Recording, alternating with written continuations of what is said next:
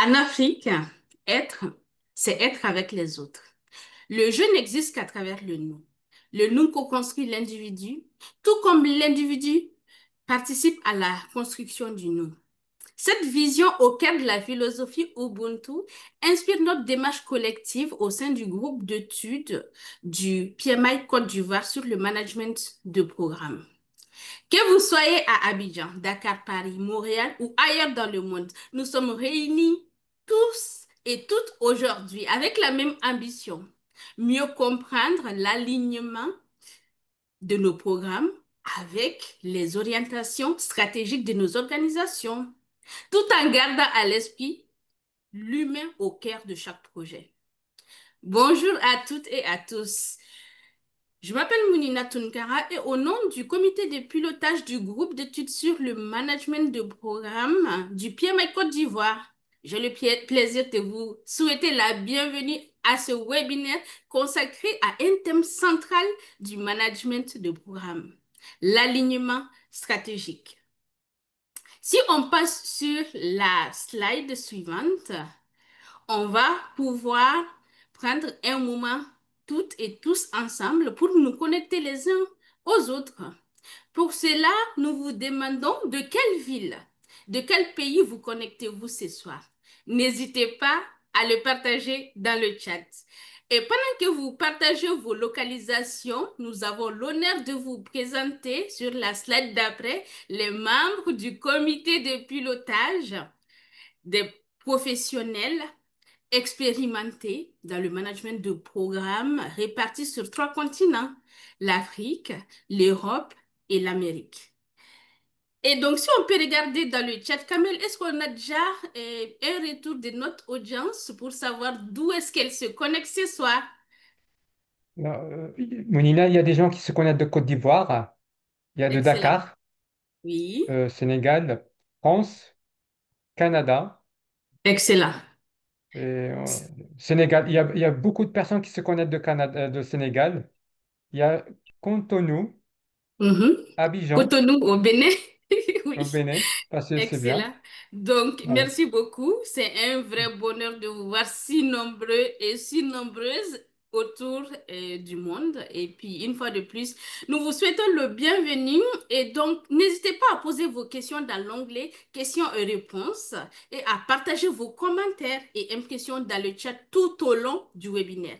Ce webinaire durera 1 heure et suivra le programme qui va s'afficher juste après sur votre écran que nous avons concocté pour vous. Et ce webinaire sera présenté par Blaise Acielo et j'aurai le plaisir d'en assurer la modération. Quelques mots pour me présenter. Je suis consultante, ingénieure en informatique de formation et passionnée par le leadership, la communication et la transformation stratégique. J'ai plus de 15 ans d'expérience dans l'industrie de l'information et de la technologie avec une spécialisation en finance numérique et en intelligence artificielle. Et maintenant, place à notre intervenant du jour, Blaise, qui va se présenter et nous guider à travers le thème de l'alignement stratégique. Je vous remercie de votre présence et je vous retrouve tout à l'heure pour la session questions et réponses. À toi, Blaise. Ok, merci beaucoup, merci Mounina, merci à tout le monde.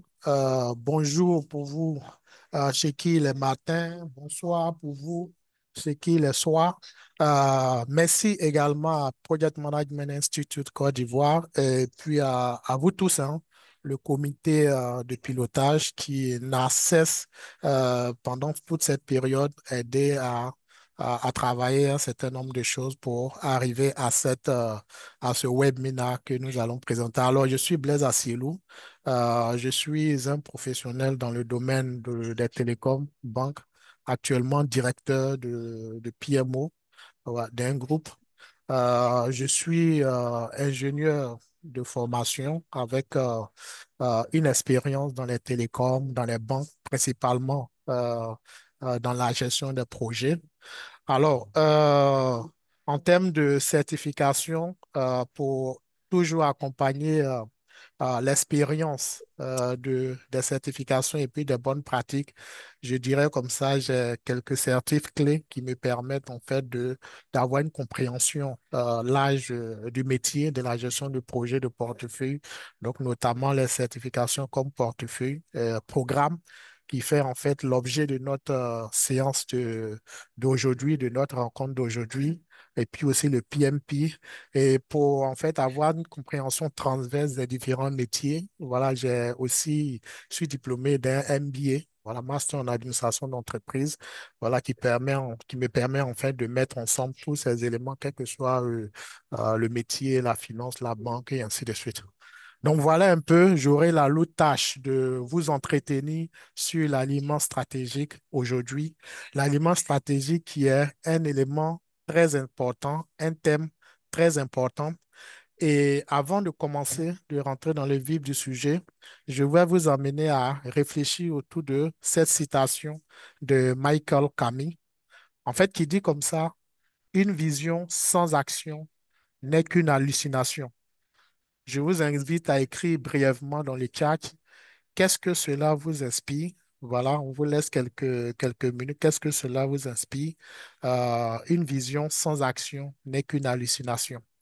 Et donc, les réponses à ces éléments sont ce que nous allons aborder justement dans cette session, parce que derrière, on peut avoir la meilleure vision pour son entreprise, pour son organisation, on peut avoir la meilleure stratégie ou tout, mais s'il n'y a pas d'action pour soutenir cette stratégie, pour implémenter cette stratégie, ben, tout simplement, selon Michael Kami, on est en train d'halluciner. Et donc, c'est quoi d'abord l'aliment stratégique? Je vous pose un peu la question. Il y a certains d'entre vous qui avaient une idée claire de ce que c'est que l'aliment stratégique, pour d'autres, un peu moins, mais tout au long de de ce webinaire, on va parcourir en fait ce thème de manière générale, mais aussi selon ce que PMI, Project Management Institute, et le PGMP définit comme l'aliment stratégique. Donc, pour aller dans les détails, c'est que de manière globale, l'aliment stratégique, c'est l'art de s'assurer que toutes les actions, ressources et objectifs d'une organisation sont bien coordonnés et orientés vers la réalisation de sa vision, de ses priorités à moyen, long terme et ainsi de suite. Donc, cela colle un peu déjà, vous voyez déjà la citation que nous avons vue tout à l'heure qui dit une vision sans action n'est qu'une hallucination. En fait, l'aliment stratégique, c'est de s'assurer que toutes nos actions, tous nos programmes, nos projets, bon, nos actions de manière générale, vont nous permettre, jour après jour, mois après mois, année après année, de réaliser en fait notre vision à long terme. Et donc, c'est en fait en anglais, bon, cette expression en anglais a été ajoutée, c'est de se poser la question, are we doing the right thing? Est-ce que nous faisons la bonne chose? On peut être en train de réaliser des projets ou mener des travaux, des initiatives. Mais est-ce que ces travaux, ces projets, ces programmes nous mènent vers la destination, là où nous voulons aller? Et donc, on va voir ça dans les détails, mais avant cela, on va se poser la question, qu'est-ce que c'est qu'un programme? Vous savez pour la plupart ce que c'est un programme, mais on va brièvement revenir dessus. Euh, alors, un programme, en fait, selon la définition de PMI, puisque il peut arriver qu'il y ait d'autres définitions, mais la définition de PMI, un programme, en fait, c'est un groupe de projets, de sous-projets. Donc, il y a le terme projet, mais aussi sous-projet et des travaux connexes, parce que ce n'est pas que des projets, des travaux connexes qui sont gérés de manière coordonnée pour obtenir des bénéfices et un contrôle qui ne peut être obtenu en les gérant individuellement. Alors, on peut avoir un lot de projets. On pourrait éventuellement décider de les gérer individuellement, mais les coordonner en tant que programme permet d'avoir un bénéfice qui est supérieur à la somme des bénéfices de chacun des projets s'ils étaient gérés individuellement. Donc, c'est ça, en fait, un programme. Alors, dans cette définition, il y a des éléments clés que je vous invite vraiment à retenir dans cette définition de programme. Le premier élément, c'est un groupe de projets. Donc, Un programme, ce n'est pas qu'un seul projet, c'est un groupe, un ensemble de plusieurs projets. La gestion conjointe, la gestion coordonnée, c'est la gestion conjointe qui permet une synergie. En fait, le bénéfice qu'on obtient en les pilotant en tant qu'un programme, le bénéfice qui doit être supérieur à la somme des bénéfices de ces projets s'ils étaient gérés individuellement provient de la synergie qu'on met dans cette gestion-là. Et aussi, un élément très important, l'objectif de bénéfice. Le programme vise à générer des bénéfices stratégiques, permet d'atteindre un bénéfice ou bien permet d'atteindre des objectifs stratégiques. Et nous allons voir dans les détails comment cette, cet aliment stratégique se matérialise étape par étape dans la vie d'un programme, dans la vie d'une entreprise ou même d'un pays. Et donc, les programmes dans une entreprise, dans un pays, on les initie.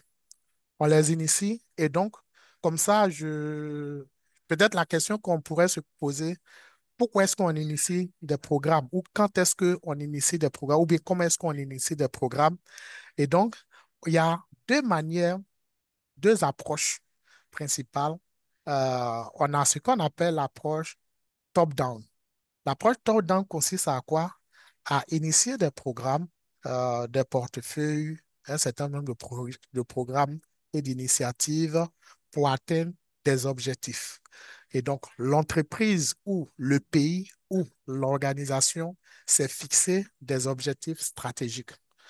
Et donc, comment est-ce que cette entreprise va pouvoir implémenter cette stratégie? Comment est-ce que cette entreprise ou bien cette organisation ou ce pays va pouvoir atteindre ses objectifs stratégiques?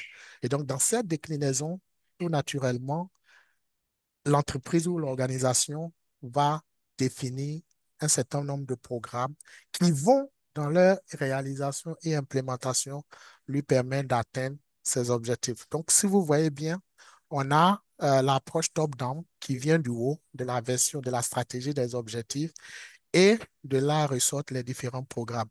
Et donc, en fait, dans le fond, cette approche permet en fait de poursuivre sa vision et sa mission. Donc, la matérialisation de la stratégie. D'un autre côté, on a l'approche bottom-up. Bottom-up vient en fait du bas. Il arrive que l'entreprise réalise que ses projets tels que gérés l'entreprise gagnerait à les regrouper en tant que programme.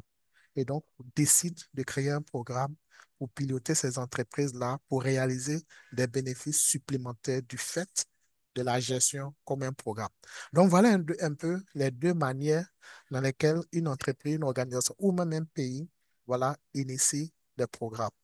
Et donc, si on part maintenant de manière pratique, jusque-là, si vous avez vu, on a vu l'aliment stratégie de manière globale. On va maintenant aller un peu plus dans les détails. L'aliment stratégique selon Project Management Institute. Alors, la gestion de programme a plusieurs domaines de définition, domaines de performance, excusez. On en a l'aliment stratégique. On a la gestion des bénéfices, on a les parties prenantes, la gestion des parties prenantes, on a la gouvernance, on a la gestion du cycle de vie et autour de tout ça et tout le long du programme, on a la collaboration. Parce que qui dit programme dit coordination et dit collaboration pour que tout puisse marcher. Maintenant, aujourd'hui, notre session, c'est un focus sur l'aliment stratégique. Et cet aliment stratégique, selon PMI, c'est le processus du programme et des composants, le processus d'alignement, voilà, du programme, de ses composants aux objectifs et priorités de l'entreprise. Et donc, les autres domaines de définition que vous voyez là, donc notamment le bénéfice, les parties prenantes, sont des thématiques qui vont être abordées tout le long de cette série de webinars qui a commencé il y a un mois de cela avec le kick-off et qui actuellement est en train de se dérouler avec à la première session, le premier webinar qui aborde le premier thème, voilà, qui est l'aliment stratégique. Alors, quand on parle d'aliments stratégiques après la définition, il y a un certain nombre d'éléments à retenir. L'objectif de l'aliment stratégique, c'est quoi? C'est une cohérence continue. Le mot continu est très important entre programme et stratégie. On peut définir des programmes initialement, mais il faut qu'on s'assure que tout le long de l'exécution ou tout le long de la vie d'une entreprise, il y a toujours cet alignement-là. S'il y a un changement d'objectif stratégique, il faudrait qu'on revoie en fait le portefeuille de programmes, de projets pour réaligner. S'il y a des projets ou des programmes qui ne sont plus alignés à la stratégie, à la vision, à où l'entreprise veut aller, il vaut mieux simplement les tuer et voilà, créer de nouveaux projets ou programmes qui viennent en fait soutenir cette stratégie-là. Et donc, le programme, dans l'alignement stratégique, le programme devient un levier d'exécution de la stratégie, d'où le thème aliment stratégique. Et donc, tout naturellement, l'échec d'alignement, c'est tout naturellement une perte de valeur. Parce qu'on peut générer une valeur, mais est-ce que c'est la valeur qui est recherchée? Est-ce que c'est la valeur qui va nous permettre d'atteindre notre objectif? Si c'est non, c'est qu'on perd de la valeur parce qu'on utilise les ressources sur des, sur des efforts en fait, qui ne nous intéressent pas peut-être actuellement ou bien qui ne nous permettent pas d'avancer comme on veut avancer. Et donc, l'aliment stratégique, comme je l'ai dit, débute pendant la définition de la stratégie, mais aussi tout le long du cycle de vie. Donc, on va voir un peu, selon PMI, l'aliment stratégique, le domaine de définition de l'aliment stratégique a ces différents composants-là. On a l'aliment stratégique va se nourrir de la stratégie de l'entreprise et va utiliser les business cases. Ces éléments-là, on va les voir tout de suite. Comment est-ce que ces éléments permettent de concrétiser l'aliment stratégique? J'insiste sur le mot concrétiser parce que c'est de manière pratique ces éléments qui vont permettre d'assurer de manière continue l'aliment stratégique. Il y a la charte du programme, on a tout ce qui est gestion de l'environnement, l'évaluation de l'environnement. On a aussi la roadmap du programme qui va permettre de répondre à un certain nombre de questions. Et donc, chaque élément ici, chaque artefact permet en fait de répondre à une question. Donc, tout le long du cycle de vie d'un programme, tout naturellement, pendant qu'on est en train de définir le programme, l'aliment stratégique se traduit par, on traduit les objectifs stratégiques en programme, en vision de programme. Pendant la préparation d'un programme, il faut structurer la gouvernance, clarifier les priorités. Il peut arriver qu'on ait tellement de projets ou de programmes qu'on ne peut pas les exécuter tous actuellement, ou même que tel bénéfice est attendu plus vite, peut-être maintenant dans les mois à venir, par rapport à un autre bénéfice qu'on pourrait laisser attendre peut-être d'ici un an. Donc, du coup, il va falloir, dans la préparation, sortir ces priorités-là. Quels sont les programmes qu'on va exécuter dès les premiers jours pour atteindre ces premiers bénéfices-là ou bien ces aliments qu'on recherche assez rapidement. Pendant l'exécution du programme, l'aliment stratégique continu, donc, sera euh, sera par le suivi de l'évolution des objectifs. Est-ce que nous sommes en train de réaliser? Nous sommes à quel taux de réalisation de notre objectif? Et pendant la clôture, c'est de s'assurer que les résultats stratégiques, de vérifier la contribution aux résultats stratégiques. On s'est fixé des objectifs. À la clôture, est-ce que ce programme-là nous a permis ou nous permet d'atteindre ces résultats-là? Et donc, comme vous le voyez, un message très important à retenir ici, c'est que l'aliment stratégique est continu et non ponctuel. Continu, pourquoi?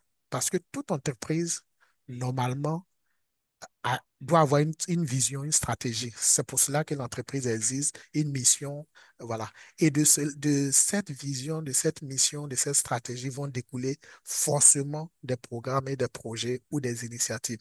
Du coup, tant qu'une entreprise existe, elle est censée exécuter, initier des programmes, exécuter des programmes. Du coup, c'est ce qui fait que le message ici à retenir, c'est que l'aliment continu et l'aliment stratégique est continu et non ponctuel. Si on va, avant maintenant d'aller en avant, je vais vous présenter un pays. Voilà, on va suivre l'histoire d'un pays, voilà, qui s'appelle Future Best Country.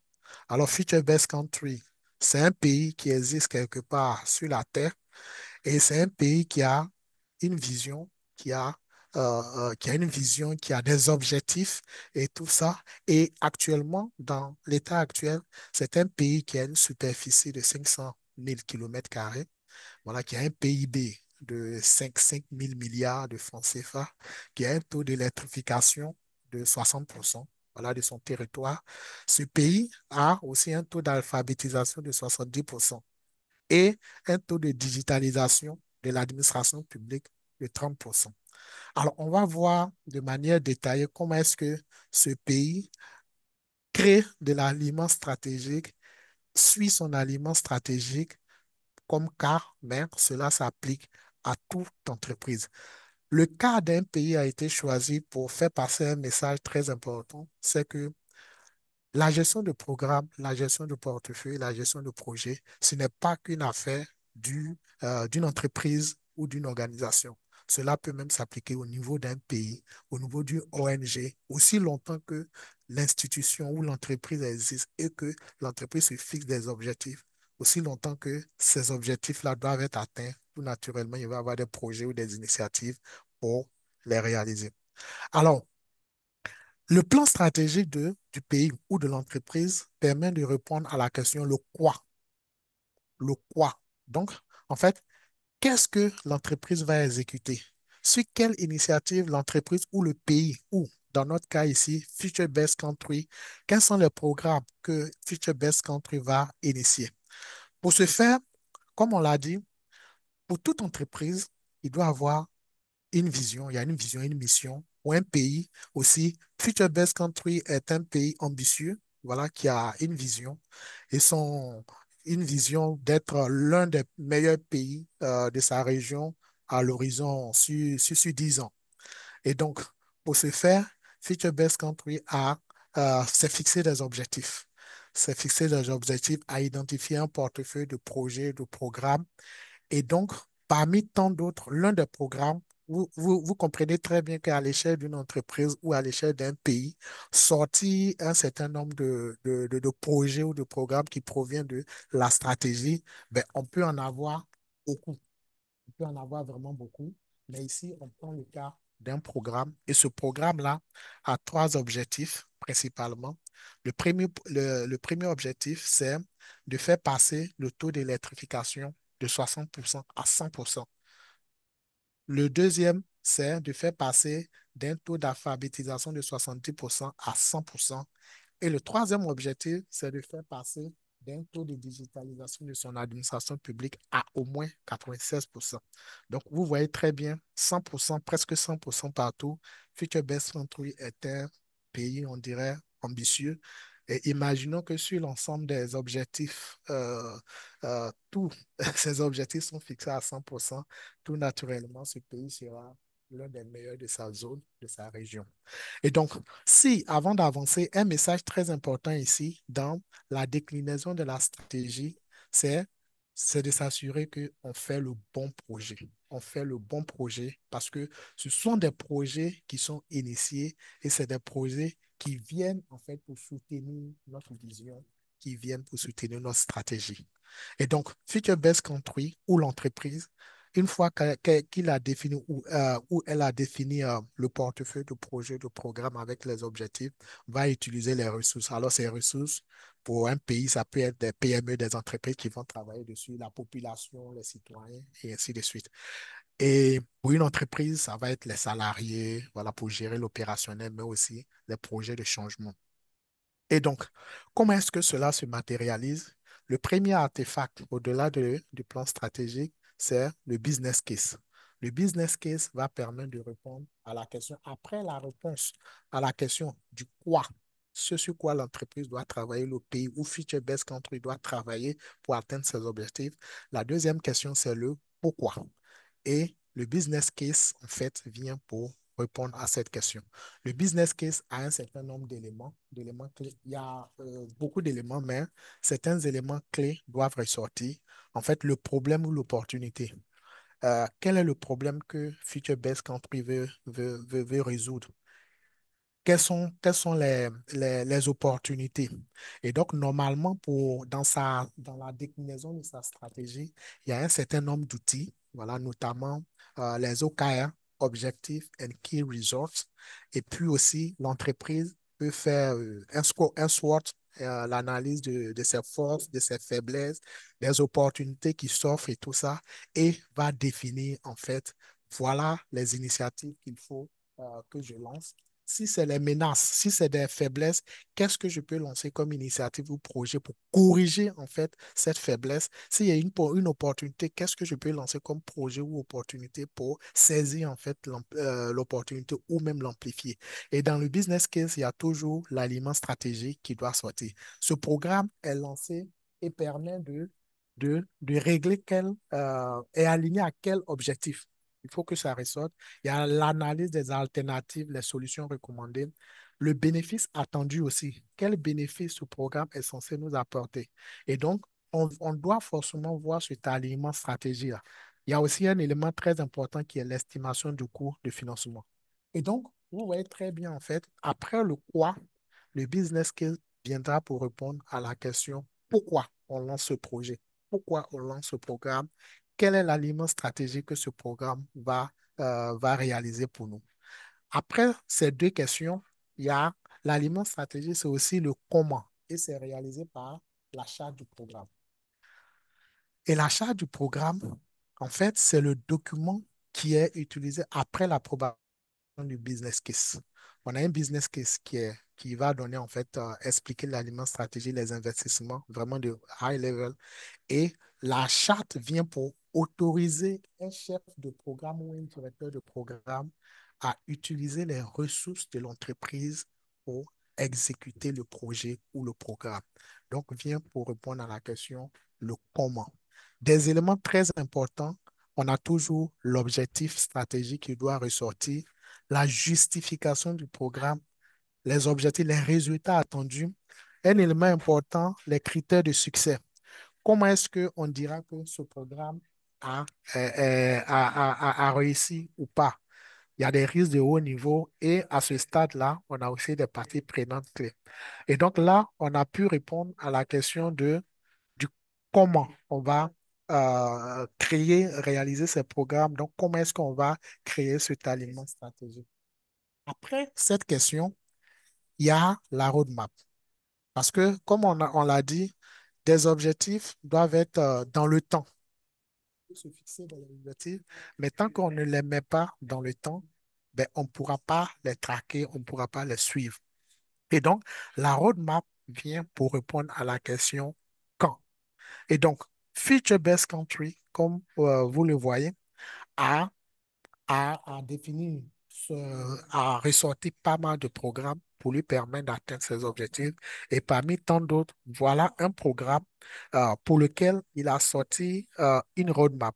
Alors, pour l'objectif numéro un, qui est d'atteindre 100% d'électrification sur 10 ans, ben Feature Best Country a un sous-programme qui est composé, bon, un sous-programme qui est composé en fait d'un autre sous-programme qui est la densification de son réseau de distribution nationale. Alors, c'est purement à titre d'exemple, l'agencement peut être fait selon la stratégie, selon les objectifs que Future Best Country veut atteindre à court, moyen, long terme. Mais là, c'est vraiment à titre d'exemple. Et donc, le deuxième projet, il y a un projet numéro un qui est la construction de 10 barrages hydroélectriques. Et donc, selon le suivi et le camp, la construction de ces 10 barrages devrait lui permettre d'atteindre 80% de taux d'électrification. Après, il y a un deuxième projet dans ce sous-programme qui est la construction de 10 sites d'énergie solaire ou d'énergie renouvelable.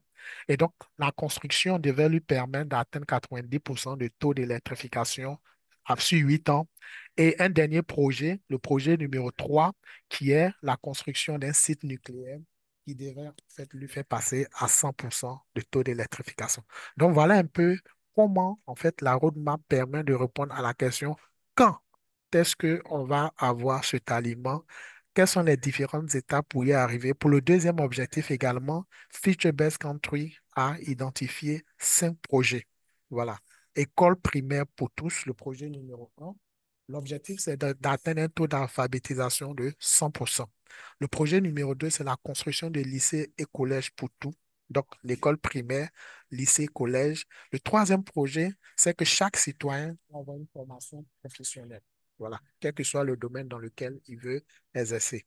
Et donc, pendant les 4 premières années, un quatrième projet qui est de sensibiliser la population, voilà, à l'importance, au bienfait de l'école pour tous. Donc, c'est un projet en deux phases, phase 1. Et donc, selon ces objectifs, après la phase 1, il devait atteindre 90%. Voilà. Et la phase 2, qui est le projet numéro 5, devait lui permettre, en fait, après la construction de ces écoles, devait lui permettre d'atteindre les 100% sur 10 ans. Le troisième sous-programme, comme vous le voyez, devait lui permettre d'atteindre de digitalisation de son administration publique sur 10 ans. Et donc, ces projets-là, qui sont la couverture nationale en réseau de fibre optique, parce qu'on ne peut pas tout digitaliser sans avoir une bonne infrastructure, un réseau de connectivité avec des data centers. Il y a aussi, en même temps, la construction de centres de traitement, dont des data centers, qui est le projet numéro 2. Projet numéro 3, ben, la signature électronique parce que dans l'administration publique, il y a beaucoup de documents qui sont signés. Imaginez-vous qu'il peut être emmené même à imprimer un document pour signer et rescanner, alors qu'avec la signature électronique, tout naturellement, tout se passe bien. Et il y a la digitalisation de 100% de l'administration. Et donc, ça, c'est à titre d'exemple. Mais imaginons-vous que Future Best Country arrive à l'année 6 et se rend compte que, en fait, la signature électronique n'est plus tellement la technologie de choix. Il n'y a plus la technologie de choix et que peut-être il y a une autre technologie.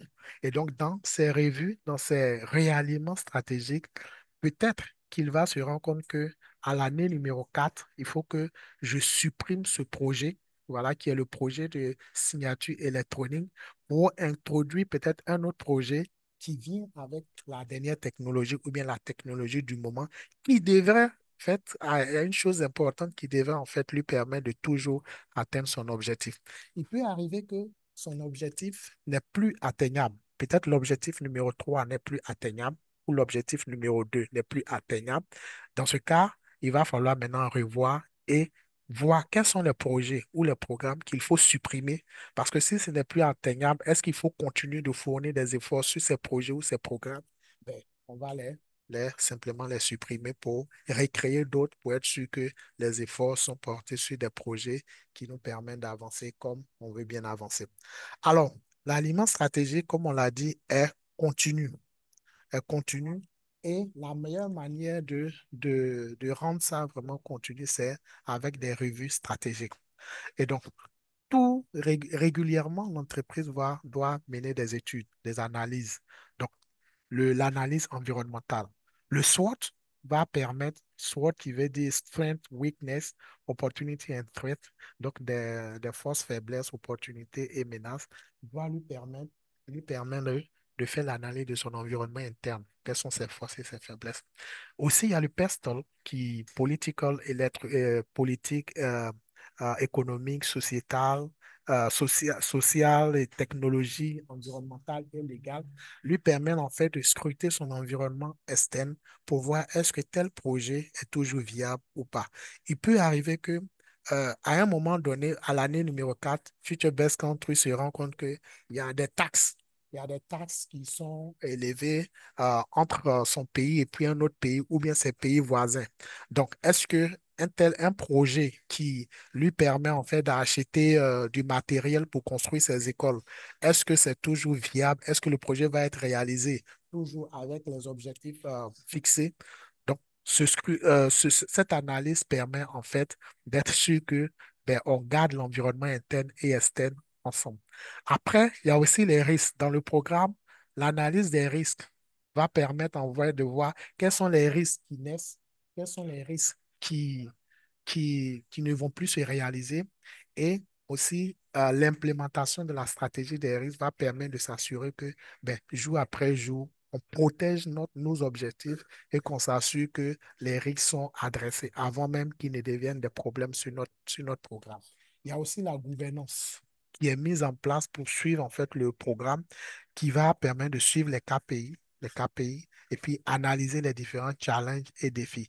Donc, les KPI, si on revient un peu légèrement en arrière ici, vous voyez bien, si Future Best Country pour l'objectif numéro un estime que pour pouvoir atteindre 100% de ses objectifs, il faut qu'à l'année numéro 4 il ait atteint 80% et que déjà à l'année numéro 4 n'a pas atteint les 80%, il y a un risque qu'à la fin, il ne puisse pas atteindre.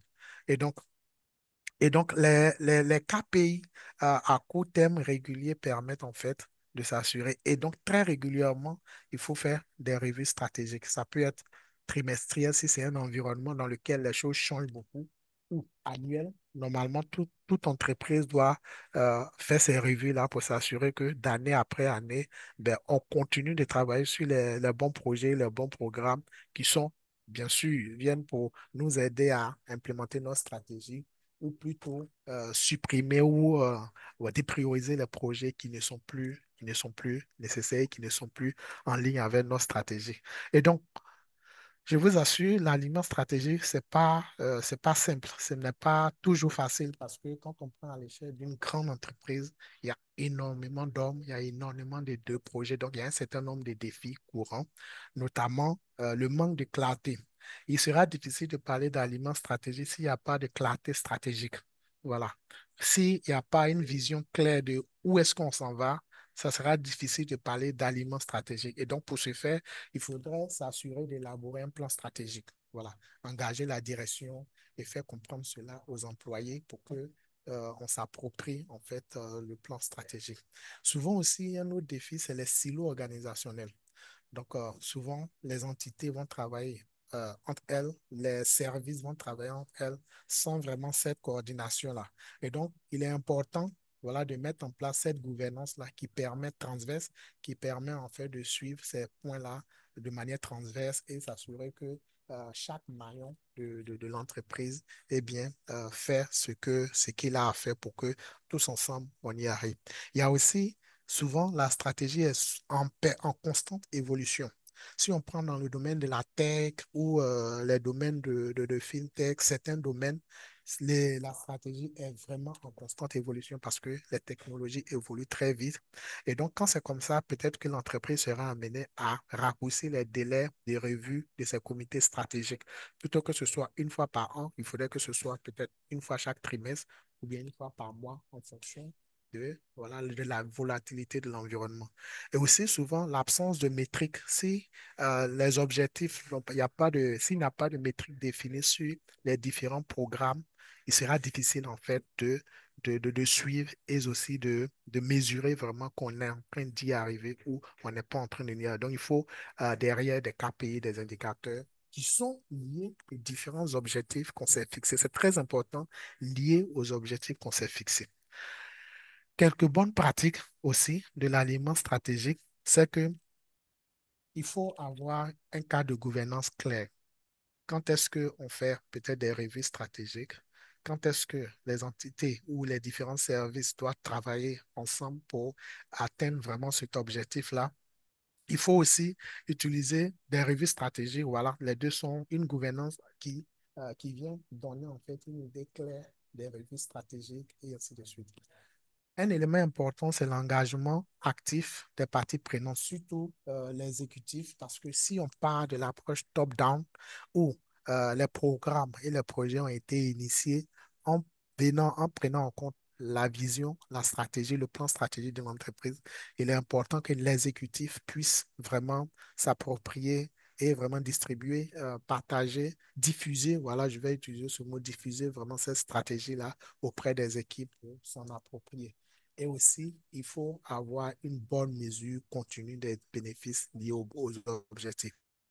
Si il est possible de segmenter un objectif qui est sur 5 ans en des objectifs temporaires sur un an, c'est très bon. Ça permet de se corriger, d'être agile, de voir très rapidement que peut-être après la première année, l'objectif qu'on devait atteindre, on ne l'a pas atteint. Alors, qu'est-ce qu'il faut faire pour se rattraper? Donc, les mesures continues sont très importantes pour s'assurer que on est vraiment en train on n'est pas en train de dévier. Et si c'est le cas, mettre en place des mesures qui vont permettre en fait, de rattraper ou rectifier le tir. Et donc, voilà un peu de manière détaillée, c'est quoi l'aliment stratégique. Et donc, pour résumer, en fait, l'aliment stratégique, je vais vous emmener, en fait, à réfléchir un peu à cette citation de Sun Tzu, l'art de la guerre. Voilà, qui dit comme ça, en fait, il a été écrit en anglais, mais bon, qui dit comme ça, Strategy without action is a daydream. Action without strategy is a nightmare. Je vous emmène à réfléchir un peu à cette situation pour dire quoi? S'il y a une stratégie, si vous avez une stratégie ou une vision sans action, ben, selon lui, c'est comme si vous rêvez debout. Mais également dans le sens, si vous menez des actions sans qu'il y ait une stratégie, ben, vous ferez un cauchemar. Pourquoi? Parce que l'entreprise, les différents services, les directions ou l'entreprise de manière globale, chaque personne, chaque membre va se mettre à travailler de manière dure sur des tâches, très occupé à travailler sur des tâches, mais en fait, ces tâches-là ne nous permettent pas d'aller vers là où on peut arriver. Je sais que chacun d'entre vous, peut-être, a, a vécu un peu cela, que ben, l'entreprise ou bien qu'il travaille sur un projet et peut-être même à la fin, on ne sait pas, bon, le projet, qu'est-ce qu'il a apporté ou qu'est-ce qu'il est censé nous apporter. Parce qu'il y a eu action without strategy. Il n'y a pas eu d'aliment stratégique. Et donc, c'est sur cette citation sur laquelle je vous emmène à réfléchir que je vais conclure en fait ce webinaire sur l'aliment stratégique. Et donc, je vais laisser la place à Mounina pour éventuellement l'idée la suite et l'idée les différentes questions. C'est un webinaire d'une heure. Du coup, vous voyez, bon, voilà, le thème a été abordé en long et en large. Après, pendant les Excellent. questions, on On a, pourra aller dans oui. les détails. Excellent. Oui. Merci, Merci. Mouna. Vas-y. Merci beaucoup, Blaise. Nous vous remercions chaleureusement. Nous te remercions chaleureusement pour cette belle présentation et nous remercions également les membres du comité de pilotage pour leur contribution active à la présentation, à la préparation du webinaire. Donc maintenant, nous passons à la partie questions-réponses et je vous invite les membres du comité de pilotage d'ouvrir votre micro et vos vidéos pour qu'on puisse vous voir. Et d'ores et déjà, nous avons un certain nombre de questions. Et donc, la première question, c'est de la part de Lévis Camblan. Je ne comprends pas l'hiérarchie dans la chaîne de résultats. Pour moi, le pourquoi devrait venir avant le quoi. C'est parce que on a le pourquoi, impact, valeur à délivrer qu'on passe au quoi. Programme, projet, initiative qui vont permettre de réaliser cet impact. Pouvez-vous m'expliquer pourquoi cette approche est différente? Excellente question. Merci beaucoup. Qui prend la question? Je prends la question. En fait, la question de... Excellent. euh, excuse, je suis en mute. Oui, je prends la question. La question du quoi dans l'aliment stratégique selon PMI, c'est que d'abord, comme on l'a dit, avant même de parler de programme ou de projet, il faut que l'entreprise ait une stratégie qui va lui permettre d'identifier ce sur quoi il va travailler pour atteindre ses objectifs. À ce moment, on ne parle pas encore de gestion de programme. Donc, l'entreprise, ça, c'est l'approche top-down. L'entreprise a sa vision, a ses objectifs, a sa stratégie et se rend compte qu'il faut qu'elle fasse certaines choses, créer des initiatives pour atteindre, pour implémenter cela et atteindre ses objectifs. Et donc là, l'entreprise est en train de répondre à la question quoi. Le quoi qui est mis là, c'est dans le sens où ce sur quoi l'entreprise doit travailler pour atteindre ses objectifs.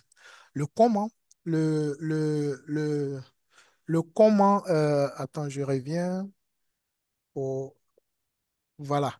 la stratégie, c'est, le plan stratégique, c'est le quoi. Donc, normalement, lui, il va permettre de ressortir la liste des projets ou des initiatives sur lesquelles on doit travailler. Après, maintenant, dans le business case, le pourquoi, c'est dans le sens où pourquoi est-ce que on accepte ce projet ou ce programme? Pourquoi? Pourquoi? À cause de l'alignement stratégique et de ce que ce projet-là va nous permettre d'avoir en termes de bénéfices qui peut être financier, non financier et ainsi de suite.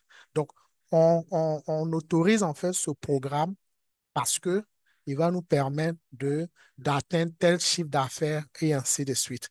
Voilà. Donc, voilà un peu selon oui, cette chronologie-là, pourquoi est-ce que le quoi vient avant? Parce que la stratégie permet de sortir ce sur quoi on travaille.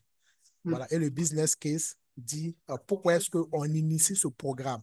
Voilà. Parce que dans le business case, on va justifier tous ces éléments-là.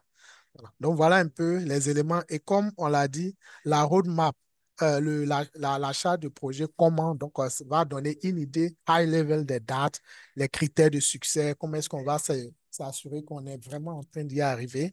Est-ce que voilà, on est successful dans l'implémentation de ce programme et la roadmap à la fin dira, parce que si on s'est fixé des objectifs, il faut les étaler dans le temps. Et donc la roadmap viendra dire quand est-ce qu'on va les atteindre et éventuellement, quels sont les objectifs intermédiaires dans l'atteinte de cet objectif global. Voilà, voilà ce que je peux donner. J'espère que ça clarifie un peu plus voilà, cet enchaînement-là. Merci, Super, Mounina. merci beaucoup. Est-ce qu'on peut passer à la slide suivante, s'il vous plaît? Comme ça, on voit qu'on est à la partie questions-réponses. Il y a une autre question. Comment gérer les tensions entre la réalisation des objectifs stratégiques et la préservation des valeurs fondamentales de l'organisation? Qui souhaite prendre cette question, s'il vous plaît? Là, on parle de valeurs, donc l'alignement entre les valeurs et les objectifs stratégiques. Bon, je vais commencer. Après, si vous voulez compléter. Normalement, si l'entreprise définit sa stratégie, tout cela doit venir de sa vision et ses valeurs. Je donne un exemple. Si la valeur de l'entreprise, c'est le respect, c'est le respect ou bien le client est roi, tout naturellement, les projets, les objectifs vont être fixés en fonction de ces valeurs. Et donc, les projets ou programmes qui vont être déclinés sont en ligne avec ces valeurs-là. Donc, en fait, la stratégie va être définie en fonction de là où on veut arriver, le end state qui est la vision, mais aussi va considérer c'est quoi nos valeurs. On ne peut pas prétendre mettre le client au centre et initier un programme qui exclut complètement le client. Voilà. Et donc, déjà même dans la définition de la stratégie, forcément, l'entreprise va considérer ses valeurs qui peuvent être le respect, le client au centre ou être toujours le premier. Imaginons que l'entreprise se veut être premier sur le marché, voilà, le first mover. Dans ce cas, il va avoir des projets, des projets d'innovation qui vont faire qu'il sera toujours premier. Voilà. Donc, dans la définition, pour résumer, ces valeurs sont déjà prises en compte et les projets, programmes choisis prennent en compte déjà ces valeurs, tout ça. Il peut arriver que l'alignement manque, mais après, il faut toujours redresser, revenir, voilà, pour voilà, s'assurer qu'on a toujours nos valeurs en tête. Merci, je ne sais pas si les autres veulent compléter. Oui, avec votre permission, Blaise Mounina également avec ta permission, je voudrais aller effectivement dans le sens de Blaise. Par moment, dans certaines organisations, on a la parité, par exemple, entre les hommes et les femmes. Si cela constitue pour votre organisation une valeur, eh bien, dans votre stratégie, dans les projets que vous allez initier, vous allez intégrer ces valeurs-là. Donc, les projets vont respecter la parité hommes et femmes. La stratégie va intégrer cette valeur-là. Il y aura aussi cette parité hommes et femmes qui va apparaître pour dire que les valeurs internes de l'entreprise seront intégrées dans la stratégie. Merci infiniment. Merci beaucoup, Destin. Et une question supplémentaire qui a été posée par Stéphane Guessou. Dans le cadre d'une organisation, quelles sont les parties prenantes qui doivent participer à la mise en œuvre d'un plan stratégique? Également, au niveau étatique, avec la même question. Je peux prendre celle-là, s'il vous permettez. Allô, est-ce que vous m'entendez? Excellent, on t'entend bien. Ok, bonsoir à tous et merci Blaise pour cette excellente présentation. Alors, quelles sont les parties prenantes qui interviennent dans la définition du plan stratégique au niveau étatique? Il y en a plusieurs. Il y en a plusieurs. Au niveau étatique, déjà, un État est géré par un gouvernement. Ensuite, en fonction du modèle politique que le pays a choisi, on peut avoir l'intervention du Parlement. On a aussi des acteurs du secteur privé, dépendant de comment l'État veut se propulser, comment le pays envisage son futur. On a, si c'est un pays, par exemple, qui vise des objectifs d'industrialisation, je crois qu'ils vont travailler, par exemple, avec un secteur privé. Ils vont essayer de susciter des privés qui sont dans le secteur de l'industrialisation, par exemple. Si c'est un pays qui est fortement agricole, ils vont peut-être vouloir utiliser le volet agricole comme levier. Donc, ils vont utiliser les agriculteurs, ils vont impliquer la société civile parce que, comme Blaise l'a dit, on fait ces analyses, la PESTEL, il y a l'environnement qui rentre en ligne de compte dans tout ce qui est défini comme stratégie. Donc, il y a une large, on va dire, palette d'intervenants qui peuvent intervenir dans le plan stratégique d'un État et un outil qui permettrait de les identifier de façon suffisamment exhaustive, ça serait des brainstorming, des sessions de groupe en petits groupes et on va dire après, on fait une sorte de plénière pour avoir une liste de parties prenantes clés qui pourront apporter des contributions. Donc voilà un peu, j'espère que ça répond à votre question. Merci. Super, merci beaucoup. Il y a une question de Franck Akobé. Quel indicateur permet de mesurer l'alignement stratégique? Ok, je Euh, commence. Le meilleur indicateur, c'est les objectifs. Voilà. L'alignement, derrière, c'est les objectifs. Où est-ce qu'on veut arriver? Quelle est la vision de l'entreprise? Où est-ce que l'entreprise veut être demain? Où est-ce que le pays veut être demain? Et donc, en fonction de ça, va se fixer des objectifs. Si tu veux être le premier, ou bien comme le cas de Future Best Country, qui s'est fixé beaucoup d'objectifs, hein, parmi tant d'autres, mais un objectif qui est d'atteindre un taux de 100% d'alphabétisation de sa population, mais tout naturellement, le meilleur indicateur pour mesurer qu'on est aligné, c'est qu'on est vraiment en train d'atteindre cet objectif-là dans le temps tel que souhaité. Et donc, du coup, ces indicateurs-là doivent être mesurés. Le bénéfice d'un programme, d'un projet doit se mesurer. Alors, il y a des bénéfices qui peut-être qui viennent, qu'on collecte au fur et à mesure qu'on gère le projet ou le programme. Par exemple, on peut prendre un projet de construction d'école. Quand on finit de construire une école, ben, tout naturellement, les enfants y vont. Et donc, du coup, on commence à tirer les bénéfices. Jusqu'à ce qu'on finisse de construire les 10 écoles sur 2 ou 3 ans, le bénéfice est continu. Il y a des bénéfices qui arrivent lorsque on a fini de construire le projet. Ou bien voilà. Et donc, du coup, c'est le suivi dans le temps de la réalisation de ces objectifs-là qui définit le meilleur indicateur de l'aliment stratégique. Voilà. Alors, merci. Je voulais juste ajouter quelque chose. Il n'y a pas, en concernant les KPI, il n'y a pas de KPI bateau qui s'applique à tous les programmes.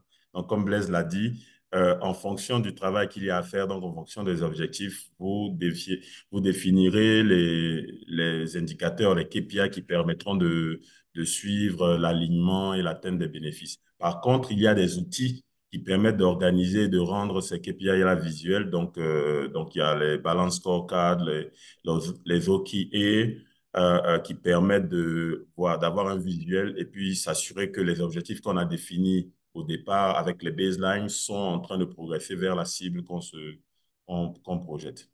Merci. Excellent, merci beaucoup pour ces réponses. Est-ce que quelqu'un souhaite ajouter plus d'informations sur la question? Sinon, on peut passer à la question suivante qui va concerner l'engagement des parties prenantes. Je sais que cela va faire l'objet d'un webinaire, mais il y a une question de Sem qui dit quelles sont les meilleures pratiques pour obtenir l'engagement des parties prenantes à 100%? Je D'accord. pourrais. OK, vas-y, vas-y. D'accord, merci, merci infiniment. En tout cas, une très belle question. Pour moi, la meilleure façon d'avoir l'engagement des parties prenantes, déjà même un engagement des parties prenantes à 100%, c'est quelque chose qui se gagne au fur et à mesure. On est toujours dans un challenge parce que n'oublions pas que la position d'une partie prenante peut changer au cours du projet. Au départ, je peux supporter le projet, peut-être parce qu'à un moment donné, je me sens frustré, on ne m'a peut-être pas donné la parole, on ne m'a peut-être pas convié à une séance de travail. Je suis un peu frustré et je commence à m'opposer au projet. Donc, la position de cette partie prenante-là varie au fur et à mesure qu'on avance dans le projet. Et donc, comment faire pour pouvoir engager pleinement toutes les parties prenantes? J'allais dire, la première des choses, c'est d'écouter les parties prenantes. Quelles sont les attentes des parties prenantes? Qu'est-ce que je veux avoir comme indicateur? Qu'est-ce que je veux avoir? À quelle fréquence je veux avoir tel rapport? Il faudrait prendre le temps d'écouter chaque partie prenante et bâtir tout un système de communication en fonction des attentes de ces parties prenantes-là. Et voilà, faire un reporting au fur et à mesure en fonction des attentes. Je veux ceci, je veux cela, je veux tel rapport, je veux tel indicateur. Voilà, s'inscrit dans une dynamique de faire un reporting régulièrement en fonction de ce qui a été arrêté par chaque partie prenante. Donc, première des choses, surveiller, écouter les parties prenantes. Deuxième des choses, remonter les informations demandées par ces parties prenantes. C'est convier les parties prenantes à des séances des réunions, les entendre. C'est cette façon de faire qui va permettre d'avoir l'engagement des parties prenantes. Mais je tiens à insister, cet engagement-là doit se mériter, cet engagement-là doit se chercher et continuellement, vous devez vous mettre en mouvement pour pouvoir gagner l'engagement de vos parties prenantes. Merci infiniment. Excellent. Merci beaucoup pour les réponses à ces questions. On peut passer à la slide suivante, s'il vous plaît, pour essayer d'aboutir à une conclusion. Et donc, ce qu'on voulait vous dire, c'est que notre prochain webinaire aura lieu bientôt. Ne le ratez pas. Ce sera sur la gestion des bénéfices. Et donc, c'est un rendez-vous très important pour nous, pour vous, pour continuer à discuter autour du management des programmes et surtout sachez que vous pouvez continuer à poser vos questions via nos réseaux sociaux, LinkedIn notamment que nous utilisons beaucoup. Et nous pouvons aussi partager le code PDU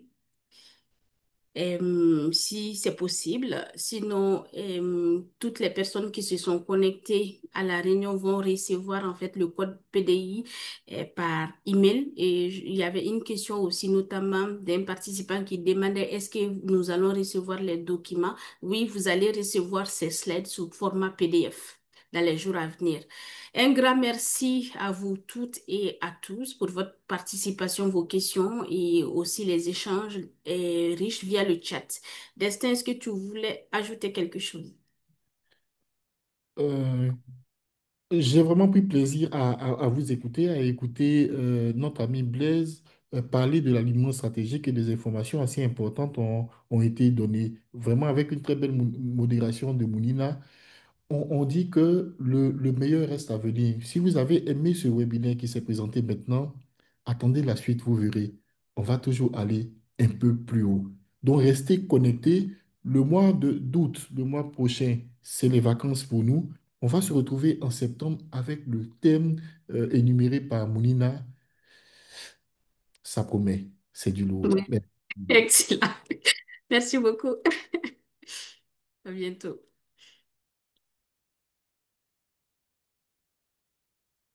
Au revoir à tous, à bientôt. Voilà. Au revoir. Chers membres du COPIL, je pense que vous pouvez ouvrir vos micros et vos caméras pour pouvoir aussi dire au revoir à nos différents participants. Au revoir, à la prochaine fois. Au revoir, à la Voilà. prochaine. Restez Merci, merci d'être venu. connectés.